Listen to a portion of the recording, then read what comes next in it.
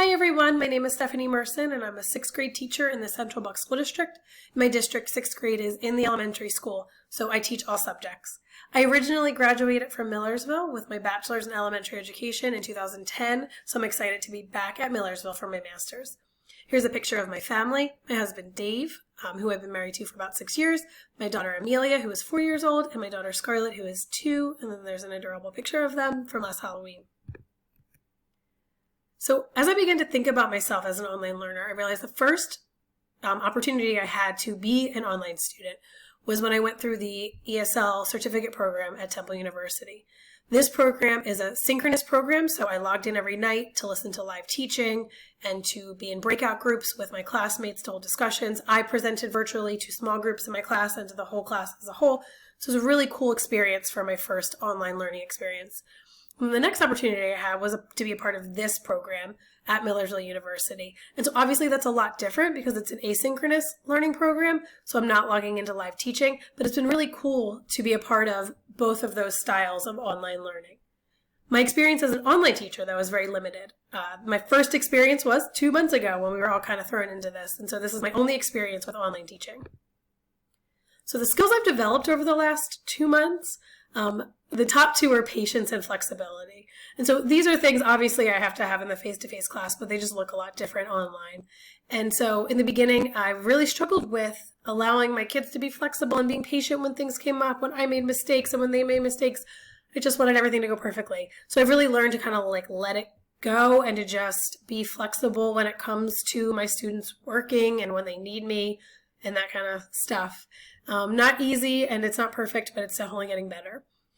One major thing that I think I've really worked on is providing clear expectations and support. And I found it kind of interesting that I am giving way more support and feedback to my students in the online platform than I would have face-to-face. I wouldn't normally give very specific feedback on every worksheet and every assignment that my kid handed in for every subject in face-to-face learning, but I'm doing that way more now on online learning. And so I think that's been a really awesome positive of all this is that my students are getting a lot more attention when it comes to their work in this online platform. And then another thing that I feel like I've grown a lot in is my organization. In the beginning, my online learning classroom was a mess. Things were not organized. And so I figured out a way using Teams and Seesaw to make sure that I'm organized and that my kids are organized. And so I'm still working on tweaking things like, tracking missed work or late work, but it's getting a lot better. So the skills that I still need to develop when it comes to online learning, the first one is definitely dedication and motivation. I think, when it's face-to-face learning and you walk in and the kid's coming into your classroom and they're having a bad day and they need your help and they don't understand something, it's so much easier to be motivated in that moment than, oh my gosh, I got to log on and read an email and respond to a kid via email or Teams chat or whatever. It's just a lot harder to motivate myself. And then when it comes to the passion side of it is that I feel like my students are my passion, not necessarily the content that I teach. So to not have them in front of me and to not be able to feed off of their energy, I really feel like that is a skill that I still need to figure out how to develop in the online learning platform. So all of these qualities have similarities. More similarities, I feel like, than they do differences when it comes to online and face-to-face learning. But for dedication and motivation, the similarity is that both teachers are working alone for the most part. Now, I have a very unique situation in the school that I teach at. I actually teach in an open space school. So when I'm in the classroom, I don't only have my students in front of me, but I have really no walls. And so I have 4 other teachers that are seeing me and hearing me, and I'm hearing them too. So that's an awesome thing to be able to hear that. And I get motivated based off of what they're doing and how excited they are in their lesson, especially if I'm having a bad day. And so something that is different is that when the online platform, you have to get logged in. It's not like you're already there and the kid's in front of you. So it's that motivation to get logged in and get started. When it comes to organization, something that's similar is that we all have to do housekeeping tasks, whether you're online or you're face-to-face. You all have to do attendance. We all have to make sure that our students are doing their work and meeting deadlines, and there's late work and all of that really fun stuff that teachers get to do. They're similar. But the difference is I've found that when it comes to organization, online teachers have to do a lot more pre-planning. if you miss something or you mess something up, you're getting 30 emails from students who are frantically trying to figure something out. But when you're in the classroom and you mess something up or something's disorganized or you forget to run a copy, it's so much easier to quickly fix that and quickly be able to gauge that your kids are confused by the looks on their faces.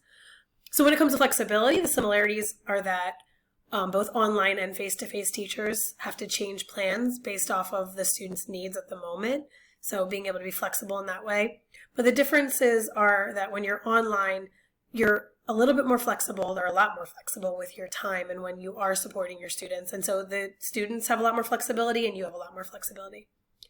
When it comes to patience, the similarities for patience are that both online and face-to-face, the teacher's reacting and adjusting the content based off of what the students know and based off of data.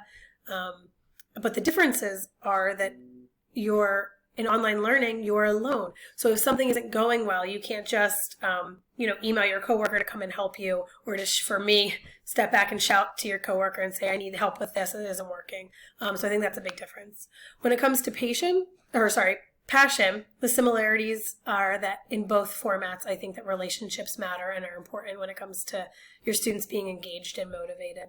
But the difference is that with online learning, it's harder to connect. You don't see them face-to-face maybe, or you don't see them every single day face-to-face.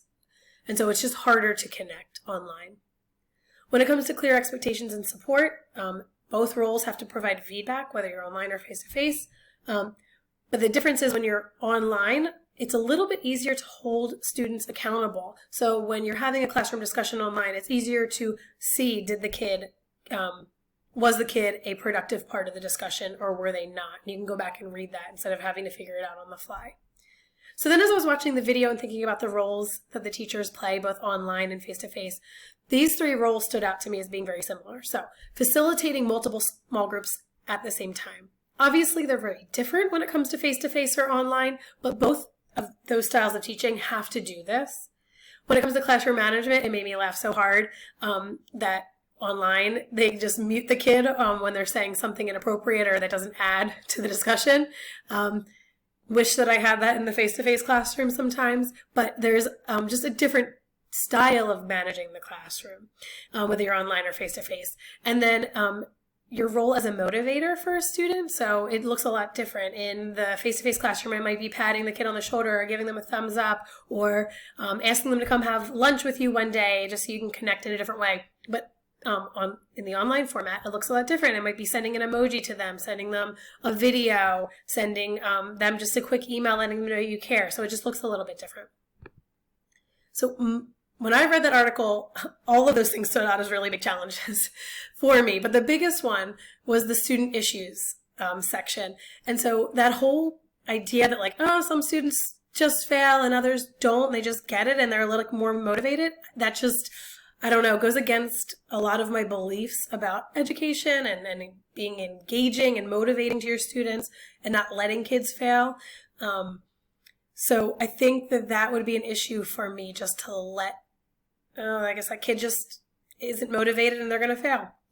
The second part of the student issues that really stood out to me was knowing your students and how hard it is to do that in the online format. And so that idea that in face-to-face classroom, kids walk in and I can just tell in the first 5 seconds by their face that they had a really rough morning. And I can say that to them and we can have a conversation and they can quickly know that I care. And so that's a lot harder to do online. And so that would, to me, would be a really big challenge. And then something that's really a challenge for me right now in online learning, and it's a part of the student issues, is motivating students versus nagging them to just do their work, and finding a balance of both of those, not those things, of not nagging and being more motivating. And so I'm trying to find a balance of that now, but that is something that I know would be a challenge and is a challenge for me. So, all right. Thank you. Bye.